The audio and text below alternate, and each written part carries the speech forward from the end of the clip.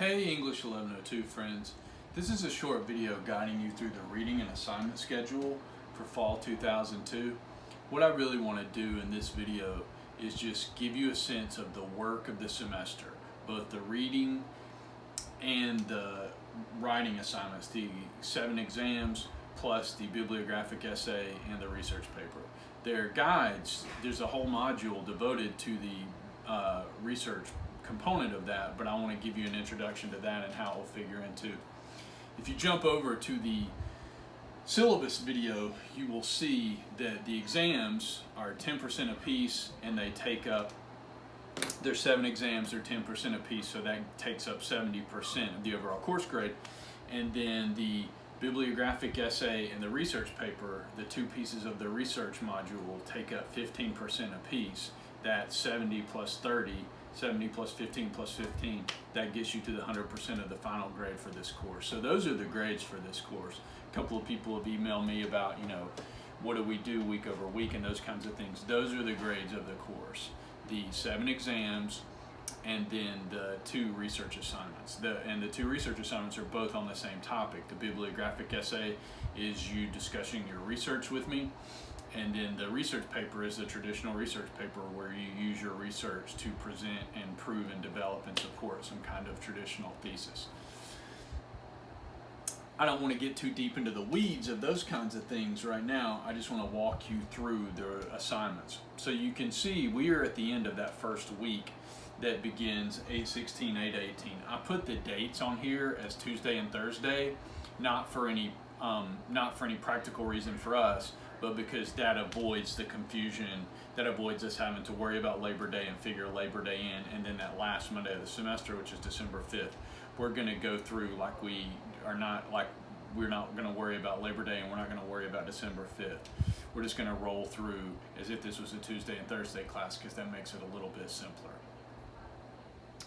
You can see, and if you jump over into the modules, you will see that the modules match this reading and assignment schedule, such as there's innocence and experience, it says I&E, and the readings are innocence and experience. And then you scroll down and it says W and L for work and labor, intoxication and play. And then we take the first exam that covers innocence and experience, work and labor, intoxication and play. You jump over into the weekly modules, and for example, you jump into the week of August 15th and 19th. All right, it's got you innocence and experience. And then you jump into August 22nd through the 26th. It's got the second half of innocence and experience, what would be the second day of class if we were meeting in class. So it would take up 2 class periods. So there's part 2, and then work and labor. And then you jump into that week of August 29th and September 2nd, and it has got intoxication and play. And then we'll have the second exam. I have accidentally got the bibliographic essay information in there. I had the date of the first exam and the bibliographic essay reversed. I have corrected that on this reading and assignment schedule, and I will correct it shortly in the weekly modules as well. You can see right here it's correct, because the first exam, the first piece of writing, the first graded work you will have to do for this course is the first exam on September 1st. The odd exams, exams 1, 3, 5, and 7. I'm counting on my fingers like we're in 3rd grade here. Those odd exams are all short answer, multiple choice exams. And I will give you 12 questions to choose from, and you will pick 8 of those 12, and you will write short answers to each of those 8 questions. You can pick whichever 8 you want. And you will write those in a Word document, save it as a Word document, email it to me as an attachment to my email address that's in the syllabus and schedule, jsullins@highlandstudy.edu. Those are all short answer, and by short answer I mean 4, 5, 6, 7 sentences. That's traditionally what it takes students to answer those correctly and completely. Some students write a little more, and there are some questions where you just need 2 or 3 sentences, and it's not that much. But the average is going to be 4, 5, 6, 7 sentences. That's what I mean by short answer. The midterm and the final, which are exams 3 and the final exam, exam 7, those cover the course terminology. They are short answer, as I said, but they all refer to the course terminology. And the course terminology is all in the reading and assignment schedule. It is these all caps, bolded words: Bildungsroman, narrator, stanza, climax, simile. It is plugged into the syllabus on a certain day because it connects to something, like Bildungsroman, which is the concept of a kind of story, a genre of story, coming of age story. It relates tunneling to the center of the earth, and the first day are arguably Bildungsromans. And so there is something on the reading or assignment schedule that refers to, like on September 6th, the terminology is elegy, and you have Elegy for My Father Who Is Not Dead. So you can see the terminology is on the syllabus on a certain day for a particular reason. The midterm will cover all the terminology from the beginning of class to the midterm, and then the final exam, exam 7, will cover all the terminology after the midterm to the end of the class. So it's not cumulative. It just covers those blocks of time. And then exam 1 and exam 5 will be short answers that ask you questions about the readings. That leaves exam 2, 4, and 6. Those are the short essay exams. Those short essays usually range in length from 500 to 700 words. That falls on exam 2 falls on September 22nd, and then exam 4 falls on October 13th, and then exam 6 falls at the very end of the semester, because it is an exam that asks you to write a film analysis paper about the film Schindler's List, and you can see it is due on December 1st. And then exam 7, the final exam, will be due during our exam period, which will be that following week, the week that begins December 5th, and I will give you guys some notice about when that exactly is. The dates and time, because this is an online course, there's not a fixed final exam time, so I'll have to get that. What will happen on exam days, and this is where things have gotten, I don't want to say things have gotten a little problematic, because I've never not been able to work it out with students.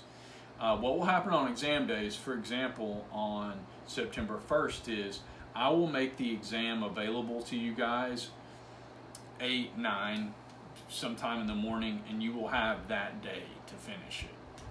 You will have from 8 or 9 in the morning until 5 or 6 in the evening to get it to me. I'm not going to be I'm not some kind of stickler. I'm not going to be. If we say, oh, this is due at 5 o'clock, and you send it to me at 5:15, I'm not going to say, oh, I'm not going to accept it. I am going to accept it, and I'm going to grade it. This is an online course. We're going to be a little bit flexible about dates and times and those kinds of issues.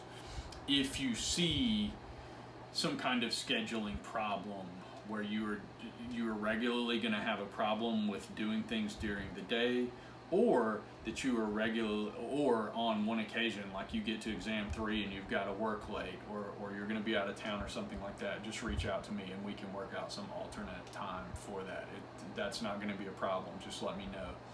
But my plan as of now is to make the exams visible to you guys in the morning, and then carry it over. But if we can also, the other thing we can do is make them visible sometime around lunchtime, sometime around noon.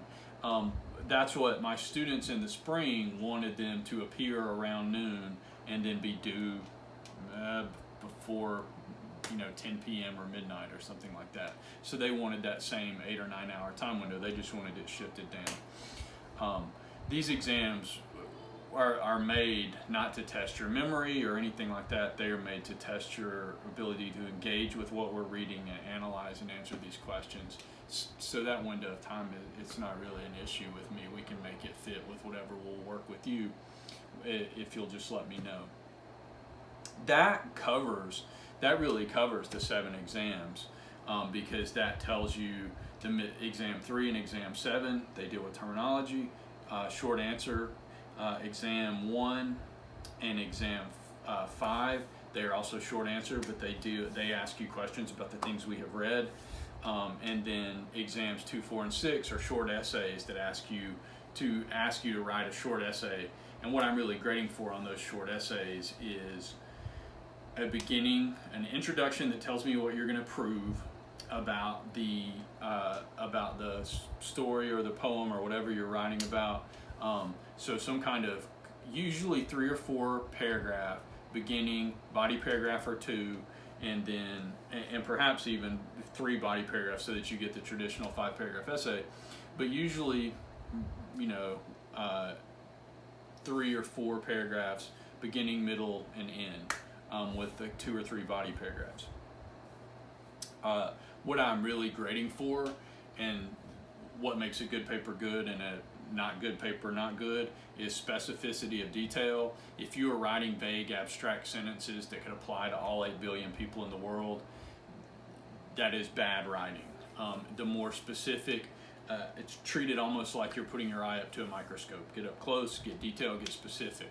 If you're writing about a story or writing about 2 or 3 poems, make every sentence that you write in those short essays about the stories or the poems specifically and in detail and vividly.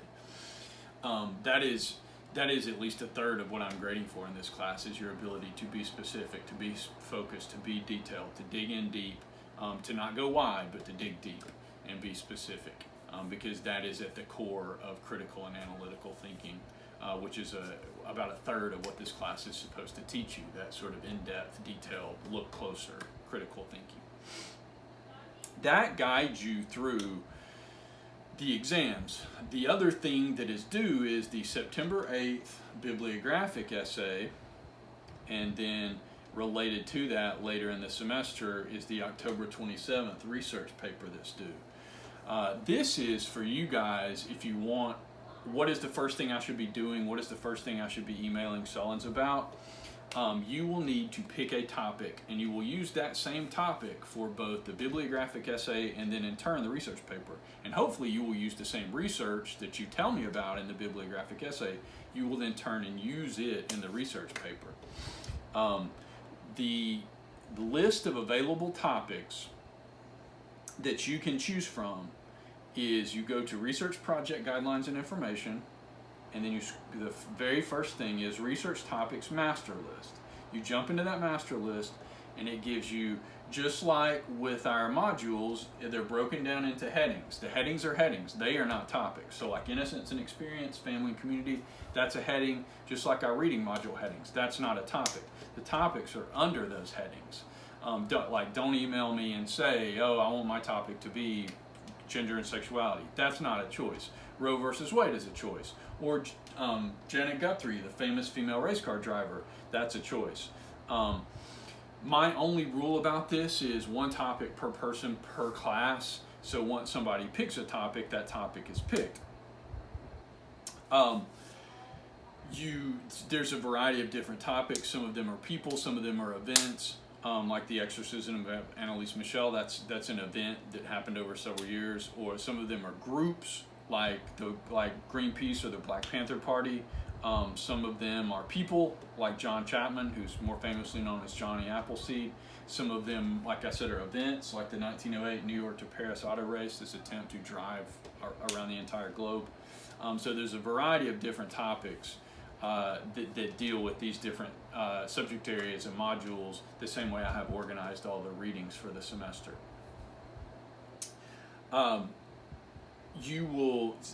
So like I said, the very first thing that you need to do, if you want something to do before the first exam, email me and tell me what topic you want to do. And ideally, email me and tell me your top 2 or 3 choices in case your first choice is already taken. So you will then take that topic and use it both for the bibliographic essay that is due September 8th, because the bibliographic essay will be you explaining 4 sources about your topic to me. So it'll be a 6-paragraph essay. You'll have an introduction, a body paragraph about each of your 4 sources, and then a conclusion. But there's a whole video explaining the details of that. Then you will take and use, like I said, that topic and hopefully that same research for the research paper, where you will then turn and write a traditional research paper and prove some point to me about your topic using your research. That is really a guide through the work of the semester. This is not a class where I've got quizzes posted every day or every week or something like that. This course is really designed to be asynchronous, and what I mean by that is you do the readings and the work at your own pace until we get to the 9 times this semester that an assignment is due. And then on those days, even in those days, like these exams were designed to take 75 to 90 minutes. And so you can find 75 to 90 minutes, whenever you need to find them in that bigger window of 8 to 10 hours that I'm going to give you guys on exam days. Same with the bibliographic essay and research paper. You can essentially do that on your own time. It's just due, on September 8th, and then on October 27th. Those are the dates it's due, but all the information for how to do that work is already available to you in the research project module in D2L that I just showed you. So the thing that you need to do immediately, roughly immediately, is pick a topic, and you will select a topic by emailing me, jsellens@highlands.edu, telling me your first choice or two. I'll email you back and say, all right, I got you down for it. We're good to go. After that, the next thing that will be due is that short answer exam number 1 that will cover innocence and experience, work and labor, and intoxication and play. So those 3 reading modules, and that will get us rolling through the semester. I, at some point next week, plan to have a kind of open Zoom session in case anybody just has any general questions. And often what I have done in the past is, especially through those first exams, I will have an open Zoom on September 1st for us in case anybody sits down to take the exam and has any questions. I'm just going to be hanging out on Zoom on that Thursday. So I'm going to be available to you guys going forward. I apologize that I'm late getting this sort of schedule exam posted, or schedule video posted for you. I had to get into after I got out of the hospital with my little girl on Monday. I had to get back into the flow of the semester, but we are back on schedule now, and because of the sort of asynchronous nature of this course, we haven't missed anything. Nobody has missed turning anything in because nothing's due until September 1st. I hope that makes sense, and I hope y'all feel comfortable with understanding what the work of the course is going to look like. If you have any questions, please don't hesitate to be in touch with me. You can ask those questions over email, or if you've got an in-depth question or want to have a short conversation with me about some concern or question, say, hey, can we just set up a Zoom session and chat about this? I'll be happy to do any of that. But I also don't want to be, posting something new every day or every other day in D2L that you have to deal with, when that's not what this course is really designed to be. Like I said, it's designed to be generally asynchronous, and you're working at your own pace and taking care of the readings on your own time. Please let me know if you've got any questions. Like I said, and this video plus the syllabus explanation video should get you rolling through the semester. Welcome to Highlands. If this is your first semester, welcome to fall semester 2022. And again, please be in touch if I can do anything to help you.